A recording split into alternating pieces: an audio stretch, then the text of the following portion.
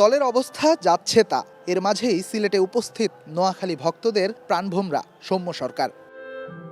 রোববার সকালে বিমানবন্দরে নেমেই সৌম্যর তাড়াহুড়ো শুরু। খানিক বাদেই বোঝা গেল পারিবারিক ঝঞ্ঝা কাটিয়ে সৌম্য এবার মনোযোগী বিপিএলে। 3 ম্যাচে 3 হার নিয়ে বিপিএলের চলতি আসরে পয়েন্ট টেবিলের তলানিতে নোয়াখালী এক্সপ্রেস। শিরোপা রেসে টিকে থাকতে জয়ের বিকল্প নেই দলটির সামনে। সেই প্রস্তুতির দেখাই মিলল বিপিএল শুরুর 9 দিন পরে। মোহাম্মদ নাবি সৌম্য সরকারদের সিরিয়াস অনুশীলন যেন বহন করছে এমনই বার্তা।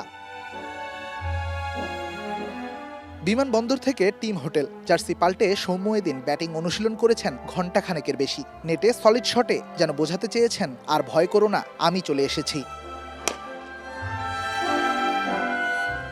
অন্যদিকে মোহাম্মদ নাবিও ছিলেন বেশ চিল মুডে। ছেলে হাসান ইসাখিলের সাথে এদিন আলাদা সময় কাটিয়েছেন বাবাকে স্বাগতম জানাতে ছেলেও যেন কোনো কমতি রাখেনি। কখনো হেলমেট খুলে দিয়েছেন, তো কখনো বাবাকে নিজের চশমা পরিয়ে ছবির আবদার করেছেন সন্তান। একই দলের হয়ে খেলবে পিতা পুত্র। বিপিএলের ইতিহাসে হয়তো এবারই প্রথম।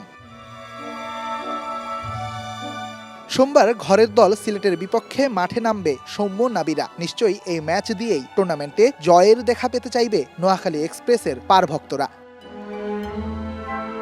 সিলেট আন্তর্জাতিক ক্রিকেট স্টেডিয়াম থেকে রেদওয়ান শাওন, স্টার নিউজ, সিলেট।